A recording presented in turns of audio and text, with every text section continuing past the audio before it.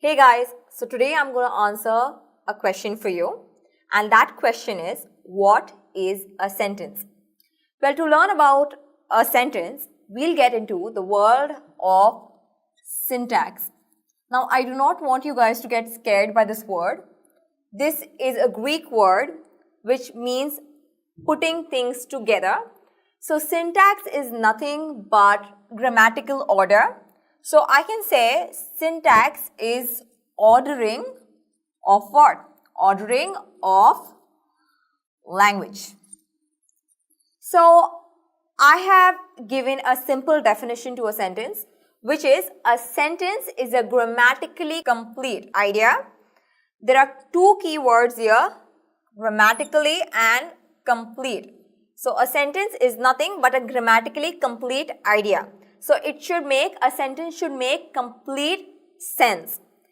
A sentence consists of two parts. The first one is the subject part, which is normally denoted by a noun or a pronoun. And the subject part normally performs an action. Well, action that brings us to the second part, which is the verb part. So, a verb expresses an action. So, to understand these two parts better, let's look at these sentences that we have here. The big dog licked my face. Okay, what is the subject in this sentence? The subject is the big dog. That leaves us with licked my face. So, licked here is our verb because here we are talking about the action of licking. So, we have a verb, we have a subject, we have a verb. So, just remember one thing. Everything apart from the subject is our predicate. So, we have our subject, which is the noun or the pronoun part, and we have our verb part, which is also known as the predicate. Now, let's look at the second sentence. Pick up the pen. Okay, pick up the pen. Is something missing here? Or is it just me? Where's the subject? It says pick up the pen. So, pick up the pen, so this is our verb, the action of picking. Pick up our pen. So, this sentence just has a predicate. Okay. So, initially I told you that a sentence has two parts, a subject and a predicate or a verb. Now, I am telling you that this sentence only has the predicate. Well, what has happened in this particular sentence is when I say pick up the pen, I am giving you an order. And in sentences where I am requesting you or giving you an order or a command, it is understood that the subject is you. So here, although there is no subject written, it is implied that it is you. So you pick up the pen. So I would say pick up the pen. So that's it. That is a sentence. A sentence is a grammatically complete idea. A sentence consists of two parts. The subject part, which is normally an action which is performed by a noun or a pronoun. And the second part is the verb part, which is also known as a predicate. And a verb normally expresses an action. And in case of sentences that denote a command, an order or a request, it is implied that the subject is there. We need not write it always. So, let's move on to the different types of sentences now. Hey guys, so in today's class, we're going to learn about the different types of sentences.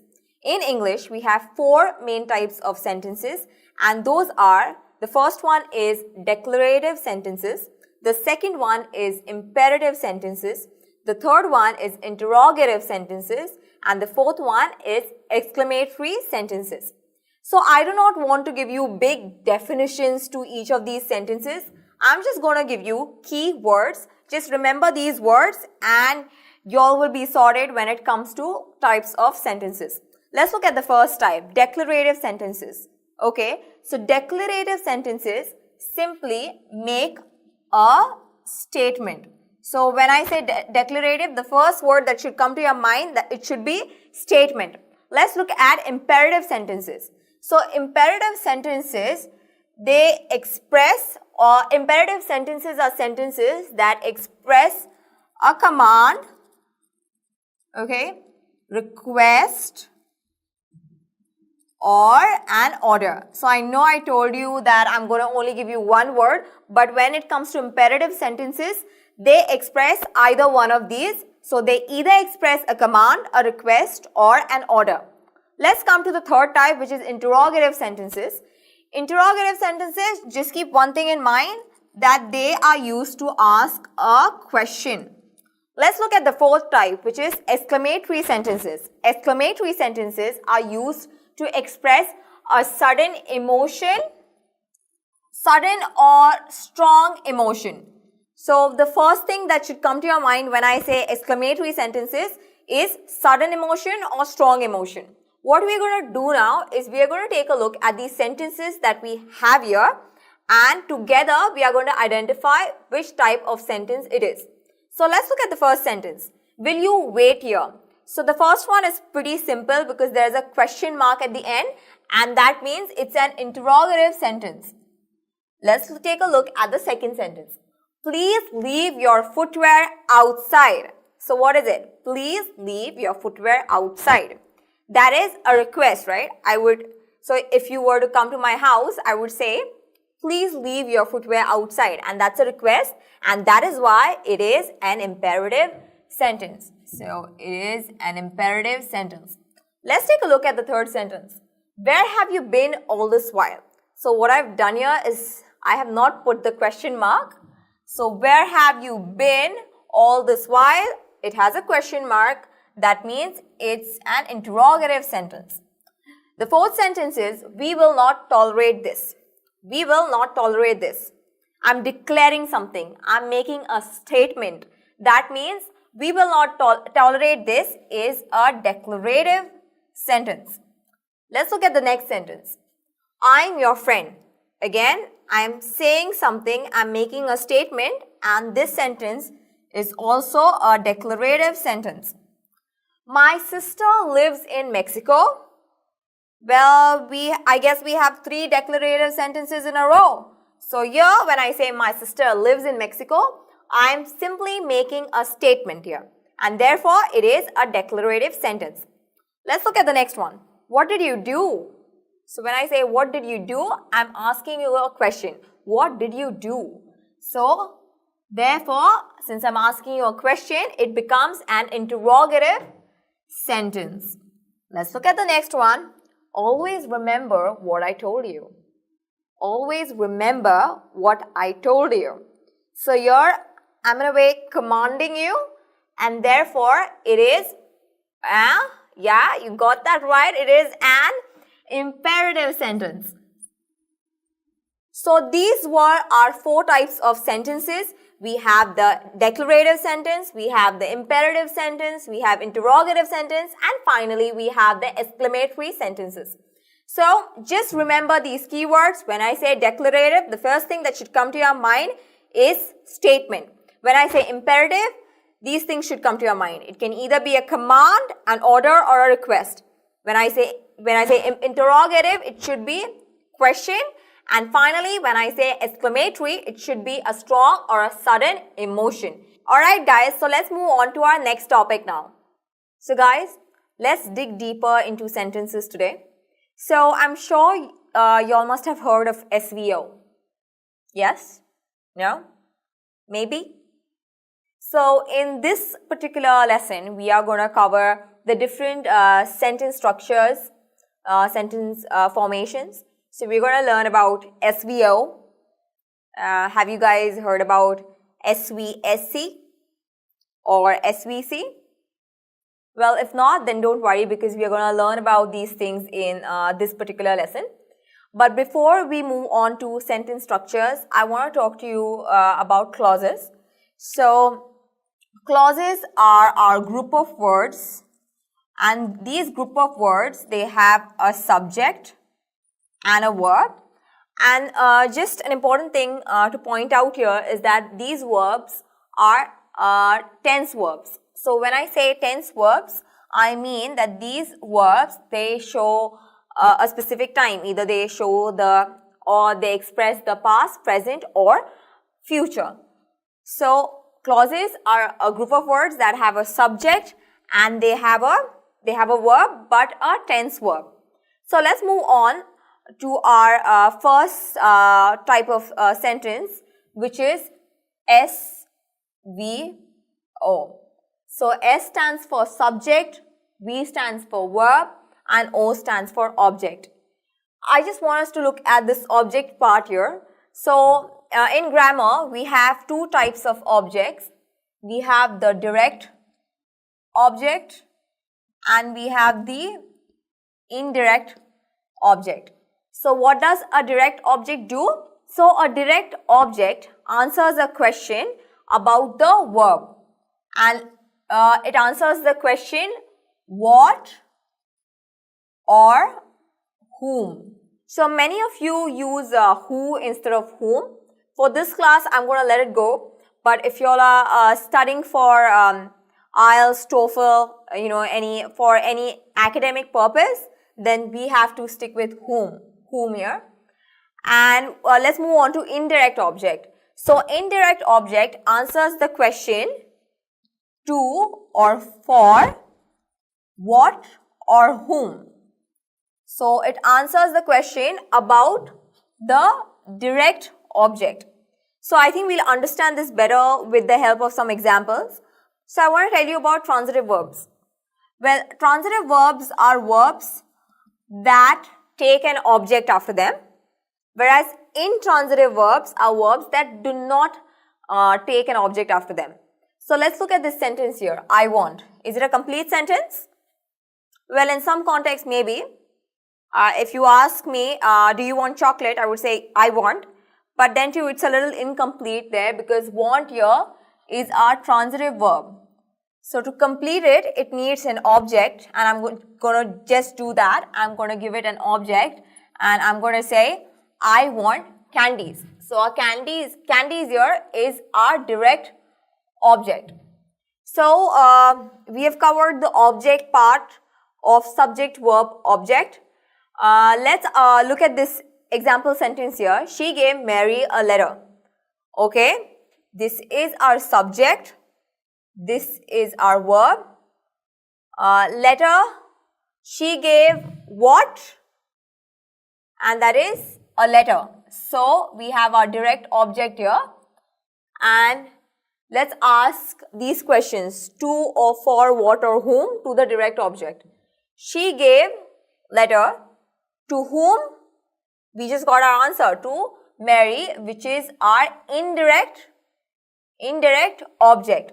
So this is the most basic sentence structure in English: subject, verb, object. We also have a direct object here and an indirect object here. But this subject, verb, object in this sentence, this is the most basic sentence structure in English grammar. And we have looked at direct objects and indirect objects. These are tricks that you should use to identify the direct object. When we want to identify the direct object, we should just ask the questions what or whom to the verb. And when we want to find out the indirect object, we have to ask the question to what or whom and for what or whom to the direct object. Like we have in this sentence. She gave Mary a letter. She gave a letter to whom?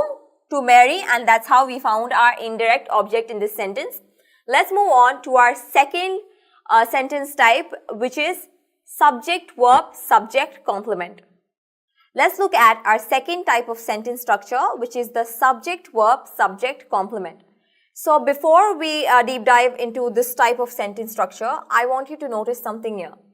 That is the spelling of complement. Here we have an E, and in some cases, we write complement with an I. So what is the difference between the two?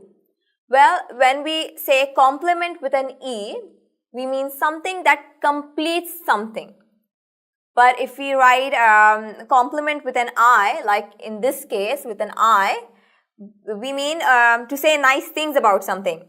So if I say, you look nice, I think that red shirt really suits you. In that case, I'm giving you a compliment because I'm telling you something nice there. So that is the difference between the word compliment with an E. Compliment with an E means to complete something, and compliment with an I means to tell someone nice things about them.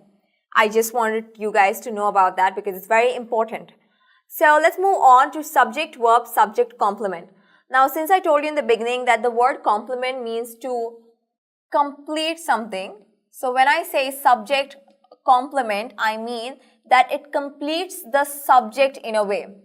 In subject, verb, object, we learned that an object answers the question about the verb.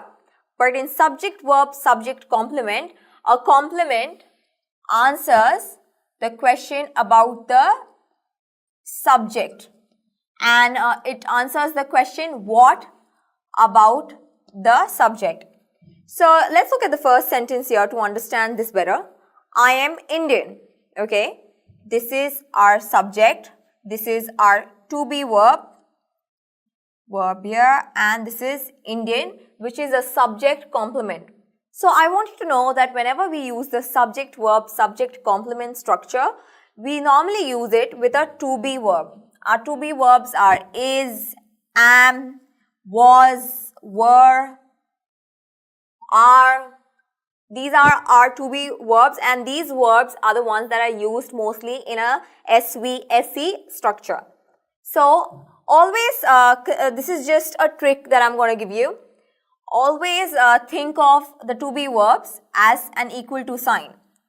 When I say I'm Indian, I mean I equal to Indian. So that is a trick that you all must use to identify a SVSE structure.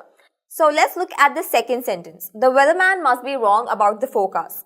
Now this sentence may seem a little complicated to you, but it isn't really.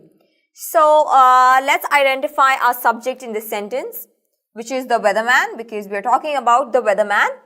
Must be, must is a modal and be is our to be verb here. So I have told you guys to equate the to be verb with the equal to sign. So the weatherman equal to wrong, which is our subject complement here. So similarly, in the first sentence we had I equal to Indian. In the second sentence we have the weatherman equal to wrong. Now this part about the forecast is simply a complement to wrong. So what was he wrong about? About the forecast. But this is our subject, this must be is our verb, and then we have our subject complement. So just to quickly summarize SVSC, I want to say that complement is something, or in this case, complement is something that completes or tells us something more about the subject. Normally in this sentence structure, we use the to be verbs like is, was, am, are. All these words, the to be verbs are the ones that are creating a link between the subject and the subject complement.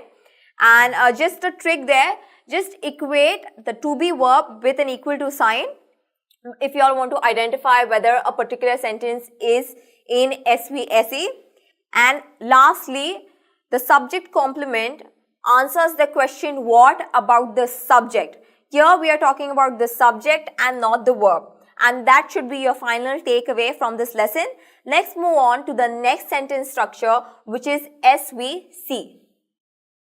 So hey guys, in this lesson we are going to learn about our next sentence structure, which is subject verb complement, SVC. So if it is SVC, what does this A here stand for? This A here stands for adverbial. So we have learned a complement is something that completes the meaning of a sentence, where here in the structure subject verb complement, it answers the question where, how, why and when about the verb in a sentence. So that is SVC, which is subject verb complement. And also in some books you all may come across this term subject verb adverbial. It means the same thing, and it is called a subject verb adverbial because like an adverb, a complement also answers the question where, how, why and when, and therefore we call it a subject verb adverbial sometimes. Now what we are going to do, I have some sentences here, or let's just say I have some incomplete sentences here, and we are going to add a complement to it and make it a subject verb complement sentence. Let's look at the first one. I went. Is that a complete sentence? No, it's not. So let's add a complement to it. I went to the store. To the store. So I went where? I went to the store. This is our subject complement, and I asked the question where. This is where. I asked the question where to the verb, and we got the answer to the store. So we have our subject, which is I, went, which is the verb, and to the store is our subject complement because it answers the question where. I went where? I went to the store. So let's look at the second sentence. Bill lives. My friend Bill lives in London. Wow, he does live in London though. So Bill lives where? He lives in London, and therefore London is our subject complement. Bill is our subject, lives is our verb, and our subject complement is in London because where does Bill live? He lives in London. Let's look at the third sentence. Carl reads. Is that a complete sentence? It can be. Carl is our subject, reads is our verb. We have our independent clause there, subject plus verb. So if I ask you, does Carl read? You will say that, yes, Carl reads. But if I want to tell you something about why or how Carl reads, then we need a subject complement.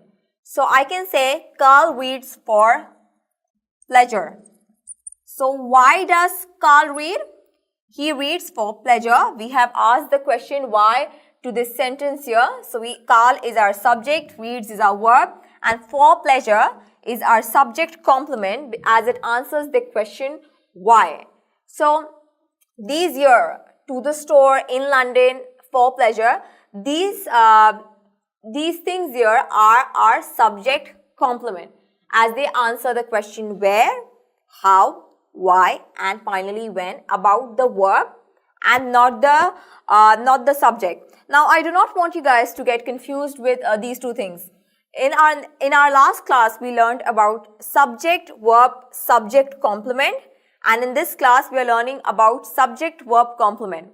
Now a complement is anything that is not an object or a subject complement, and I do not want you to confuse this complement with the subject complement, because the subject complement tells us something about the subject. It answers the question what about the subject, whereas in the subject verb complement, this complement answers the question where, how, why, and finally when about the verb, okay? So that is it. That was our third sentence structure, which is subject verb complement. We have learned all three, which is subject verb object, which is the most basic sentence structure. Second, we've learned about subject verb subject complement. Subject complement answers the question what about the subject, and mostly we use the to be verbs to connect the subject and the subject complement. And lastly, in this particular class, we have learned about subject verb complement, or also known as subject verb adverbial, and it answers the question where, how, why, and when about the verb. So I hope you've understood this lesson on sentence structures. Until next time guys, happy learning.